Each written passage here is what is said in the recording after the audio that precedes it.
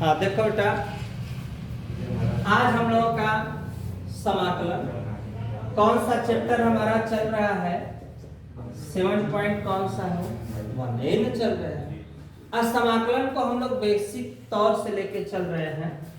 तो यहाँ पे जो ये समाकलन हम लोगों को दिया है, इसको नॉर्मली तौर से तुम चाहो तो पार्ट अलग अलग करके भी कर सकते हो, और तुम चाहो तो तुम डायरेक्ट भी यहीं से कर सकते हो। जैसे 2x के ऊपर कुछ नहीं है तो कितना मानोगे, 1।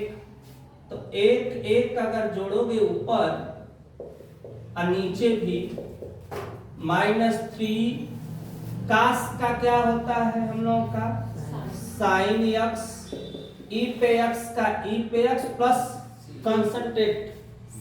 कांस्टेंट इसको बोलते हैं। क्या बोलते हैं? कांस्टेंट माने c का मतलब क्या? संतुलन। c का मतलब किसी भी चीज को क्या करना, संतुलित करना। तो यहाँ हम इसको बैलेंस करने के लिए c लिखा गया है। 2 ऊपर 2 नीचे, -3 साइन का कास e पे x प्लस c, 2 से 2 कट गया, बचा क्या?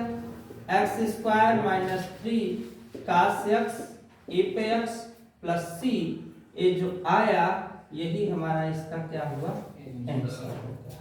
नेक्स्ट क्वेश्चन हमारा क्या है? क्या बेटा? क्या अच्छा, यहाँ पे ना कास का तो साइन मैंने लिख ही दिया है, दोबारा मैंने क्यों लिखा? साइन x, यहाँ भी साइन है, साइन। अब देखो दूसरा सवाल है, हम तुम लोगों को पार्ट पार्ट करके दिखा देते हैं। 2 बाहर x² dx, 3 बाहर sin x dx प्लस 5 कड़ी में x dx। पार्ट में भी कर सकते हो। 2 में 1 जोड़ेंगे, 3 ऊपर 3 नीचे, 3 साइन का माइनस कास x, 5 करनी का करने के लिए का लिखेंगे हम लोग 1/2। आवाज मत करो बेटा। अब 2/3 x पे Q minus minus minus plus 3 कास x, 5 +1 ऊपर +1 नीचे, कांस्टेंट माने क्या लिख देंगे, c। अब 2/3 x पे क्यू, 3 कास x, 2 5 10 और 2 1 कम 2 1 कितना हो जाए, अभी मत करो, रुको पहले हल कर लो तब। अभी हल करने के बाद +5, 2 1 कम 2 1, 3/2 3/2 प्लस c, 2 5 10, 2/3 x पे क्यू, 3 कास x 10 बटा के 3 x पे 3/2 प्लस c, ये जो आया यही अपना क्या होगा, आंसर। यहां तक बेटा स्क्रीनशॉट ले लो। नेक्स्ट क्वेश्चन फिर हम लिखते हैं तो हम बताते हैं। यहां तक पहले ले लो, फिर कौन सी सवाल बेटा? चलो हो गया। तो इसके बाद देखो आगे अगला क्वेश्चन हम लोगों को क्या दिया हुआ है। अगला क्वेश्चन में है समाकलन sec x कोष्ठ में sec x plus tan x। देखो बेटा ये क्वेश्चन है। अब हम इसमें क्या करेंगे, sec का गुणा sec में sec² x plus sec x into tan x, कोष्टक। फिर कई भाग में बांटेंगे, 2 भाग में, sec² x dx plus sec x into tan x dx। sec² x का बाबू कितना होता है, tan x, और sec x into tan x का क्या होता है, sec x प्लस c। ये जो आया यही अपना क्या हो गया, आंसर हो गया। नेक्स्ट क्वेश्चन क्या है बेटा? 17 के बाद 18 नंबर हम लोगों का लगी गया, या 18 नंबर हम लोगों का लगी गया है। नेक्स्ट क्वेश्चन भी देख ही लेते हैं, एक लगातार है हम लोग।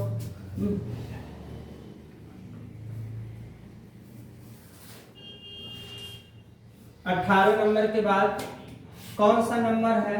19। 19 नंबर क्वेश्चन क्या दिया है बेटा अपने बुक में? सेक स्क्वायर एक्स बटा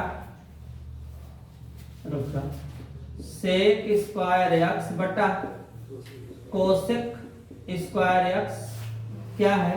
dx। अब हम इसको कैसे करेंगे? इसको हम दो भाग में, पहले सेक को हम 1 बटा क्या cos स्क्वायर एक्स, कोसेक को 1 बटा साइन स्क्वायर एक्स। कई भाग है इसमें? 1 2 3 4। इसका इसमें हम गुणा करेंगे, क्या आएगा बेटा? Sine square x cos square x. लेकिन इसका भी कहीं कोई सूत्र हमको नहीं है। हम इसको चाहें तो क्या लिख सकते हैं बेटा? tan square x. लेकिन समाकलन में tan स्क्वायर एक्स का कोई भी सूत्र नहीं होता। लेकिन मुझे पता है tan स्क्वायर एक्स बराबर सेक स्क्वायर एक्स माइनस 1। ये क्या होता है? त्रिकोणमिति का फार्मूला होता है, ठीक है ना। सेक स्क्वायर एक्स बराबर क्या होता है? चूंकि हम लोगों का जो सूत्र होता है, रुको माइनस पूरा बना के दिखाते हैं, रुक जाओ शुरू से। Sec square x minus tan square x बराबर 1, ठीक। तो देखो कैसे होता है? सेक स्क्वायर प्लस आता है तो माइनस, अब माइनस जाता है तो क्या हो जाता है? प्लस। तो इसलिए जहां tan स्क्वायर एक्स है वहां मुझे लिखना पड़ेगा, क्या लिखना पड़ेगा? सेक स्क्वायर एक्स माइनस 1 क्या लिखना पड़ेगा? dx। अब हम जब समाकलन करेंगे तो सेक स्क्वायर एक्स का क्या होगा बेटा? tan x माइनस 1 के लिए x प्लस c, ये जो आया यही अपना क्या हो गया? आंसर हो गया।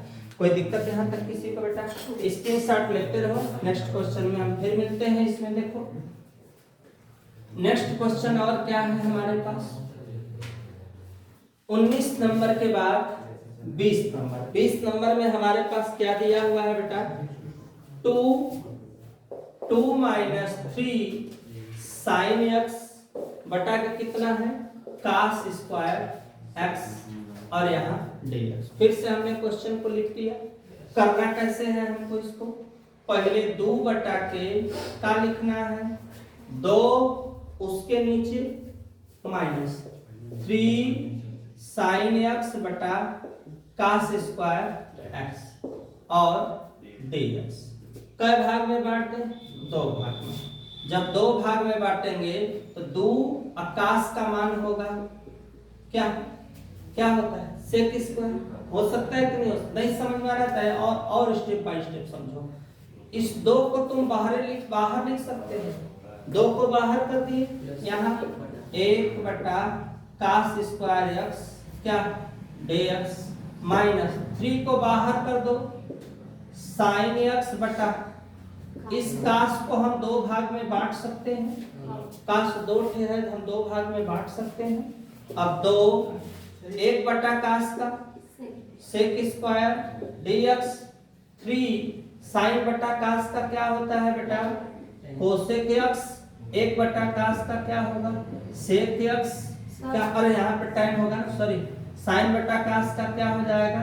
tan x into sec x। सूत्र पता ही है तुम लोगों को। इसके बराबर क्या लिखते हैं हम लोग? क्या लिखते हैं? tan x माइनस 3, इसके जगह क्या लिखेंगे? सेक x प्लस क्या लिखेंगे? क्या लिखेंगे? c। यही अपना क्या हो गया? आंसर। कोई दिक्कत यहाँ तक किसी को? समझ में आ गई बात कैसे लिखा गया है? क्योंकि ये दोनों लिखा गया है समाकलन में, इसके बराबर ये होगा करता है और इसके बराबर ये होगा करता है। बाकी अपने स्थान पे c इसको संतुलित करने के लिए कांस्टेंट लिखा जाता है, इसलिए ये हमेशा c बैलेंस करता है। चूंकि dx का मतलब होता है परिवर्तन। जो चीज बार बार परिवर्तित होता है उसको रोकने के लिए वहां पे कोई न कोई एक अचर पद का नाम हो गया मेरा एक तरह से क्या? c लिख दिया गया है। कोई दिक्कत यहाँ तक किसी को? अब यहाँ पे देखो आगे नेक्स्ट क्वेश्चन है।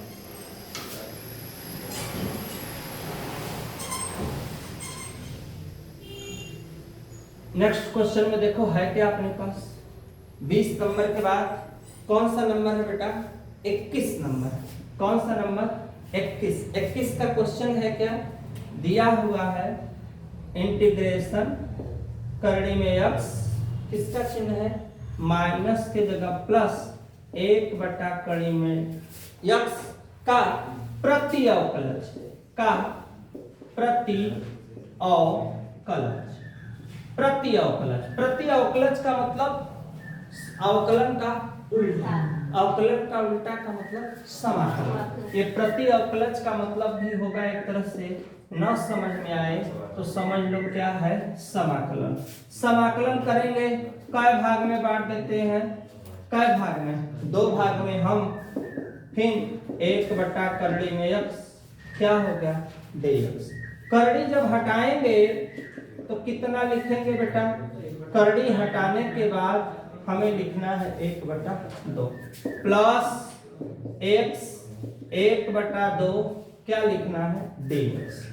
फिर यहाँ नियम के अनुसार +1 ऊपर +1 नीचे प्लस समाकलन प्लस गया तो क्या हुआ भैया माइनस हो गया 2 1 कम 2 1 कितना 3/2 3/2 प्लस 1/2 +1 ऊपर +1 नीचे प्लस क्या हो गया c। और जब हल करेंगे तो 2 कहाँ जाएगा ऊपर कितना आएगा 2/3 x पे 3/2 अब प्लस इसको भी हल करो पहले प्लस x 2 1 कम 2 में से 1 घटेगा 1/2 1/2 प्लस c 2 कहाँ चला जाएगा ऊपर तो 2/3 x पे 3/2 प्लस 2 x पर 1/2 प्लस c। हम लोग चाहें तो ये जो 1/2 दिया हुआ है उसके जगह क्या लिख सकते हैं करनी।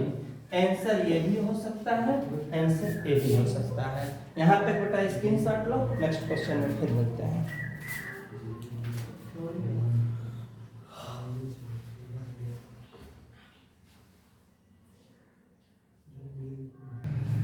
देखो ये सवाल दिया है कोई हमें परेशान होने की आवश्यकता नहीं। dy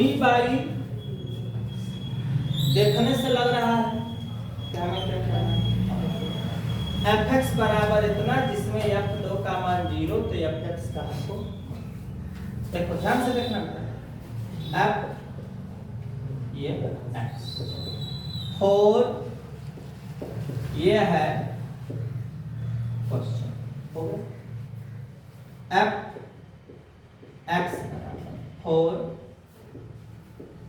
x पे 3 dx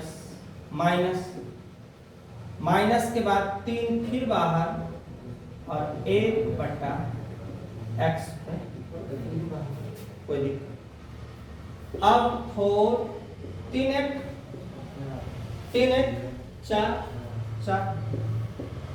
इसको हम ऊपर ले जाएंगे तो प्लस के जगह 4 से 4 अब +1 ऊपर +1 नीचे प्लस बेटा प्लस। अब हमें करना क्या है अब इसको जब हल करेंगे तो x पे 4 3 -3 3 से 3 क्या बचा देखो एकदम स्टेप बाय स्टेप समझो बेटा क्या बचा x पे 4 माइनस प्लस x पे -3 प्लस 3 या x पे 4 1/x पे 3 प्लस कोई दिक्कत।